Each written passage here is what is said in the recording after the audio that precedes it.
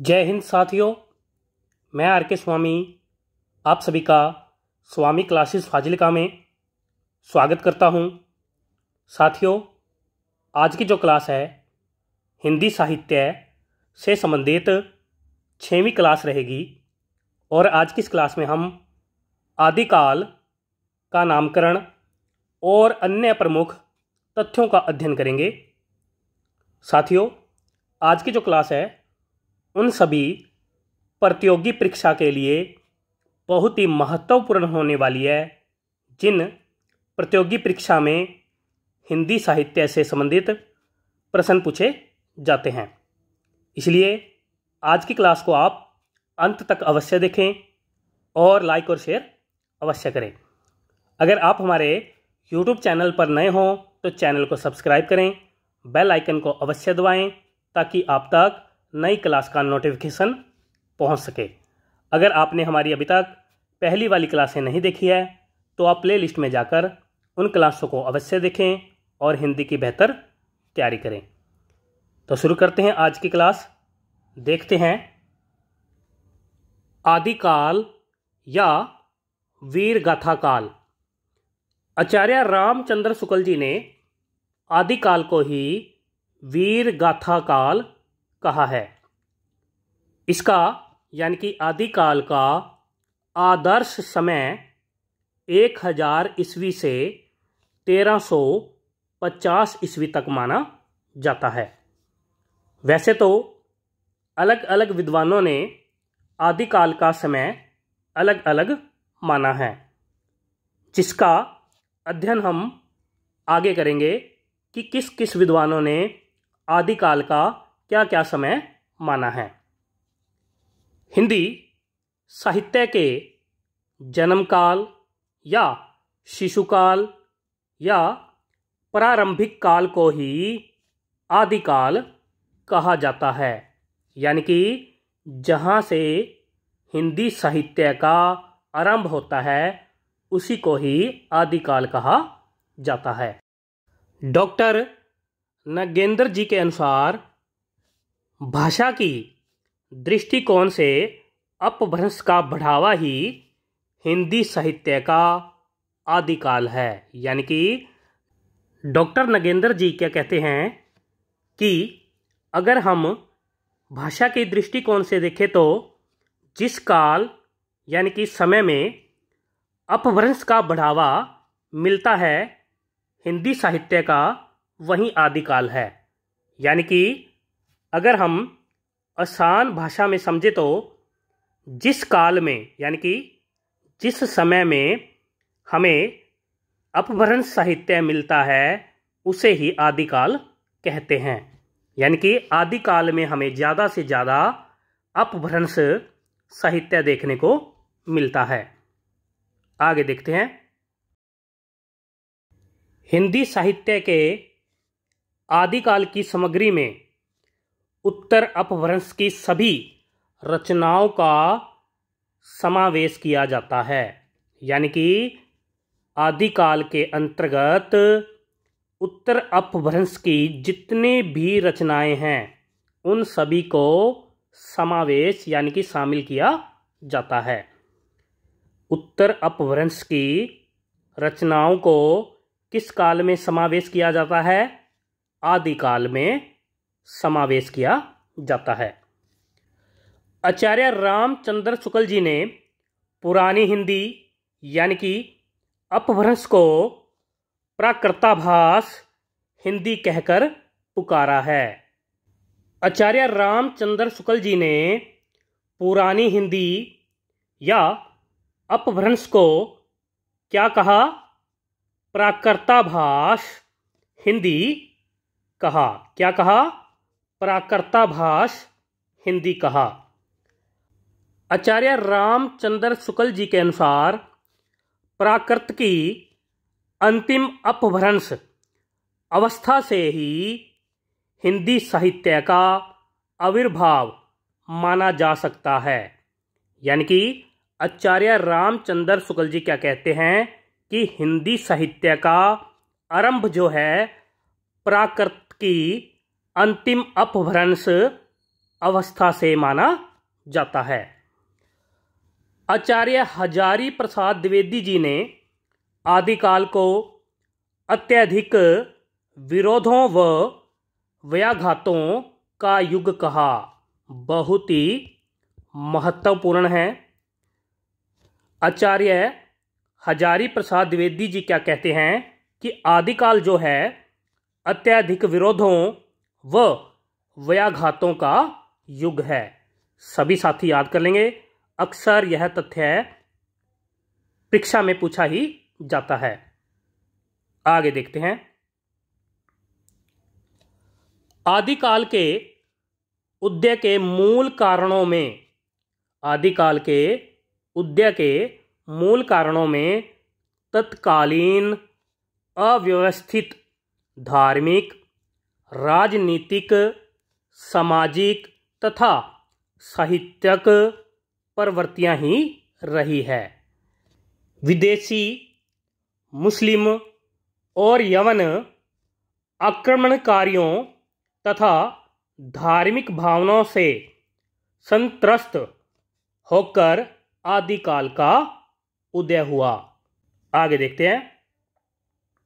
आचार्य रामचंद्र शुक्ल जी के अनुसार राजाश्रित कवि या चारण कवि, यानी कि राजाश्रित कवि को चारण कवि कहते हैं, जिस प्रकार नीति, श्रृंगार आदि के फुटकल दोहे राजसभाओं में सुनाया करते थे। यानी कि चारण कवि हैं जिस प्रकार नीति के, श्रृंगार आदि के फुटकल दोहे राजसभाओं में सुनाया करते थे, उसी प्रकार अपने आश्रय राजाओं के पराक्रमपूर्ण चरित्रों या गाथाओं का वर्णन भी किया करते थे। यही प्रबंध परंपरा रासों के नाम से भी जानी जाती है, जिसे लक्ष्य करके इस काल को वीर गाथा काल कहा जाता है। यानी कि आचार्य रामचंद्र शुक्ल जी ने रासो ग्रंथों के आधार पर ही आदिकाल को वीर गाथा काल कहा है। आगे देखते हैं। आदिकाल की समय सीमा। आदिकाल की समय सीमा आचार्य रामचंद्र शुक्ल जी और नागरी परचारणी सभा काशी के अनुसार आदिकाल का समय 1050 विक्रमी संमत से 1375 विक्रमी संमत माना जाता है। अगर सन में देखें तो 993 ईस्वी से 1318 ईस्वी तक माना जाता है। यानी कि आचार्य रामचंद्र शुक्ल जी ने आदिकाल का समय 1050 विक्रमी संमत से 1375 विक्रमी संमत माना है। आप सभी को पता होगा सन और विक्रमी संमत में 57 यानी कि 57 वर्षों का अंतर होता है। विक्रमी संमत सन से यानी कि ईस्वी से 57 वर्ष आगे चलता है। आचार्य हजारी प्रसाद द्विवेदी जी और विश्वनाथ जी के अनुसार आदिकाल का समय 1000 विक्रमी संमत से 1350 विक्रमी संमत तक माना जाता है। यानी कि अगर हम सन में देखें यानी कि ईस्वी में देखें तो 943 ईस्वी से 1293 ईस्वी तक माना जाता है। आगे देखते हैं। मिस्र बंधुओं जी के अनुसार आदिकाल का आरंभ 700 विक्रमी संमत यानी कि 643 ईस्वी से माना जाता है। डॉक्टर गणपति चंद्र गुप्त जी के अनुसार आदिकाल या प्रारंभिक काल का समय 1184 ईस्वी से 1350 ईस्वी तक माना जाता है। राम स्वरूप चतुर्वेदी जी के अनुसार आदिकाल का समय 1000 ईस्वी से 1350 ईस्वी तक माना जाता है। राम स्वरूप चतुर्वेदी जी ने आदिकाल का समय 1000 ईस्वी से 1350 ईस्वी तक माना है। डॉक्टर दिनेश जी हिंदी साहित्य का आरंभ सिद्धों की रचनाओं से मानते हैं। सिद्धों की रचनाओं से आदिकाल का आरंभ डॉक्टर दिनेश जी मानते हैं। आगे देखते हैं। डॉक्टर दिनेश जी के अनुसार, यानी कि डॉक्टर दिनेश जी कहते हैं कि अगर हम सिद्ध साहित्य को हिंदी साहित्य से हटाकर अपभ्रंश साहित्य में रख दे तो हिंदी का समस्त भक्ति साहित्य जड़ और तने से कटे वृक्ष की तरह हो जाएगा। आचार्य रामचंद्र शुक्ल जी के अनुसार आदिकाल का समय महाराज भोज के समय से लेकर हमीर देव के समय के कुछ पीछे तक माना जाता है। डॉक्टर नगेंद्र जी के अनुसार आदिकाल का समस्त हिंदी साहित्य युद्ध के प्रभावों की मनःस्थितियों का प्रतिफल है। यहाँ तक ओके है सभी को? आगे चलें, आगे देखते हैं। आदिकाल की प्रमुख शैलियाँ। डिंगल शैली नंबर 1 पर है। डिंगल शैली जब अपभ्रंश के साथ राजस्थानी भाषा के शब्दों का प्रयोग होता है तो उसे डिंगल शैली कहते हैं। यानी कि डिंगल शैली में अपभ्रंश और राजस्थानी भाषा का समावेश होता है। आगे देखते हैं। इसमें यानी कि डिंगल शैली में कठोरता और कर्कशता होती है। नंबर 2 पर है पिंगल शैली जब अपभ्रंश के साथ ब्रज भाषा के शब्दों का प्रयोग होता है तो उसे पिंगल शैली कहते हैं। इसमें यानी कि पिंगल शैली में कोमलकांत पदावली का प्रयोग होता है। आगे देखते हैं। आदिकाल का नामकरण। अलग अलग विद्वानों ने अलग अलग आदिकाल के नाम दिए हैं। आदिकाल नामकरण के आधार पर सबसे ज्यादा विवादास्पद रहा। नंबर 1 पर है बीजपन काल। आदिकाल को बीजपन काल महावीर प्रसाद द्विवेदी जी ने कहा। नंबर 2 पर है वीर गाथा काल या अनिर्दिष्ट लोक प्रवृत्ति युग। आचार्य रामचंद्र शुक्ल जी ने कहा। नंबर 3 पर है संधि या चारण काल।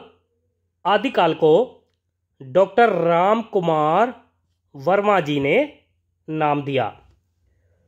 नंबर 4 पर है सिद्ध सामंत काल। सिद्ध सामंत काल राहुल साकृत्यायन जी ने कहा।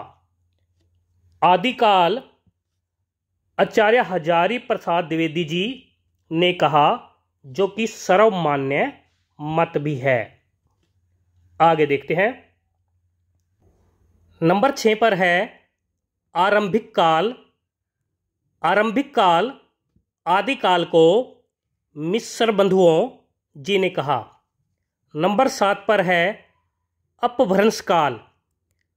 धीरेन्द्र वर्मा जी, श्याम सुंदर दास जी और चंद्रधर शर्मा गुलेरी जी ने आदिकाल को अपभ्रंश काल कहा।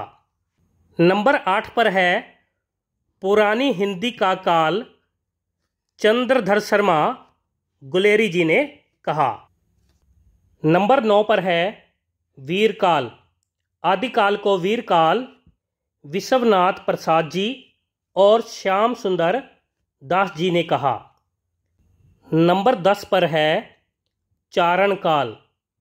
आदिकाल को चारण काल जॉर्ज इब्राहिम ग्रियर्सन जी और F.E. केई जी ने कहा। नंबर 11 पर है प्रारंभिक काल या शून्य काल। आदिकाल को प्रारंभिक काल या शून्य काल डॉक्टर गणपति चंद्र गुप्त जी ने कहा। यहां तक ओके है सभी को? आगे चलें, आगे देखते हैं। नंबर 12 पर है संक्रमण काल। आदिकाल को संक्रमण काल राम खिलावन पांड्य और हरीश चंद्र वर्मा जी ने कहा। नंबर 13 पर है अंधकाल या बाल्यावस्था काल या जय काव्य काल। राम शंकर शुक्ल रसाल जी ने कहा। नंबर 14 पर है आधार काल। आदिकाल को आधार काल मोहन अवस्थी जी ने कहा।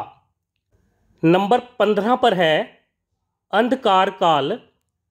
आदिकाल को अंधकार काल पृथ्वीनाथ कमल कुलश्रेष्ठ जी ने कहा। आगे देखते हैं। नंबर 16 पर है उद्भव काल। आदिकाल को उद्भव काल वासुदेव सिंह जी ने नाम दिया।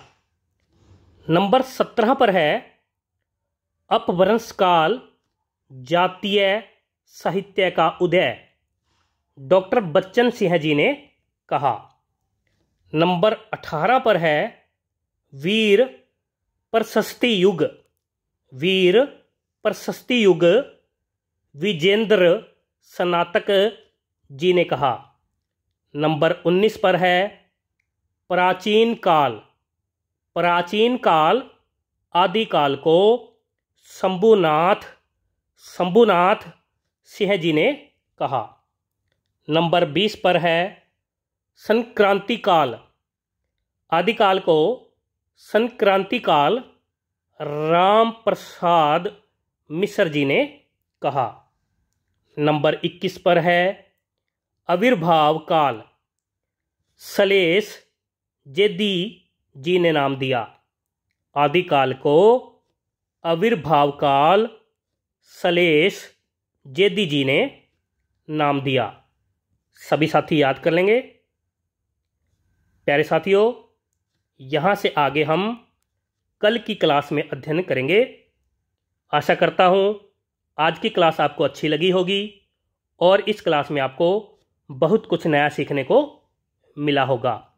इसी प्रकार से निरंतर अध्ययन करने के लिए हमारे चैनल को सब्सक्राइब करें, बेल आइकन को अवश्य दबाएं ताकि आप तक नई क्लास का नोटिफिकेशन पहुंच सके। अगर आपने हमारी अभी तक पहली वाली क्लासें नहीं देखी हैं तो आप प्ले लिस्ट में जाकर उन क्लासों को अवश्य देखें और हिंदी की बेहतर तैयारी करें। तो मिलते हैं अगली क्लास में कल रात 8 बजे। तब तक के लिए जय हिंद।